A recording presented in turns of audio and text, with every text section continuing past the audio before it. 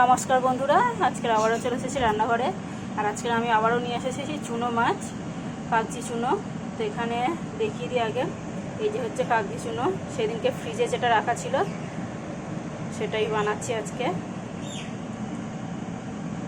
তো এখানে নিয়েছি পেঁয়াজ, টমেটো, কাঁচা লঙ্কা, রসুন, কটা রসুন, একদম ছোট ছোট রসুন এইভাবে ছাড়িয়ে নিয়েছি একটা পুরো।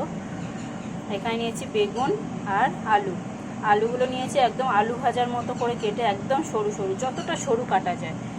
আর এখানে বেগুনও নিয়েছি লম্বা লম্বা সরু সরু আলু ভাজার মতো করে কেটে। এখানে সব কিছু লম্বা লম্বা সরু সরু পাতলা পাতলা করে কেটেছি, টমেটো তাই।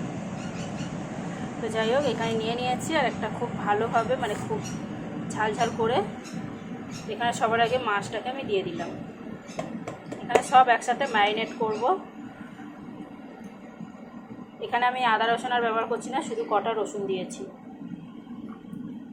এখানে 1 চামচ গুঁড়ো লঙ্কা দিলাম, 1/2 চামচ জিরে, ধনে গুঁড়ো আর হলুদ গুঁড়ো। ঝালটা নিজেদের পছন্দ মতো দিয়ে দিলাম। সরষের তেল। এখন এখানে দিয়ে দিচ্ছি টেস্ট অনুযায়ী নুন।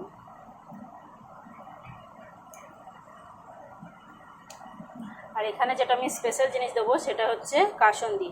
আর এটা হচ্ছে মানে আম কাসুন্দি। এটা আমি গত বছর বানিয়েছিলাম। বড় ডাব্বাটা শেষ হয়ে গেছে, ছোট ডাব্বার অর্ধেকটা আছে। এখানে কেউ চাইলে, এখন কাঁচা আম আছে কিন্তু আমার ঘরে নেই বলে আমি আম কাসুন্দিটাই ব্যবহার করছি। সর্ষে বাটা আর একটু কাঁচা আম ব্যবহার করতে পারে। আমি এখানে শুধু আম আর কাসুন্দিটা ব্যবহার করছি, মানে আম কাসুন্দি। এখানে আমি 4 চামচ আম কাসুন্দিটা দিলাম, 4 চামচ মতো দিয়েছি। এবার আমি এটাকে পুরোটা একসাথে হাত দিয়ে ভালো করে মেখে নেব।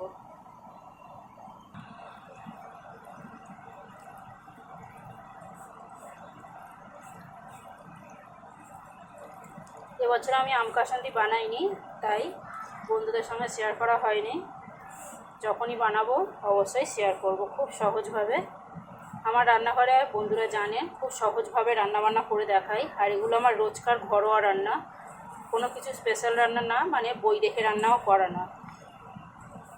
আমার রান্নার সঙ্গে অনেকের রান্না মিলতে পারে, কিন্তু সবার রান্না একই তো হয় না। একই রান্না অনেকেই করি আমরা।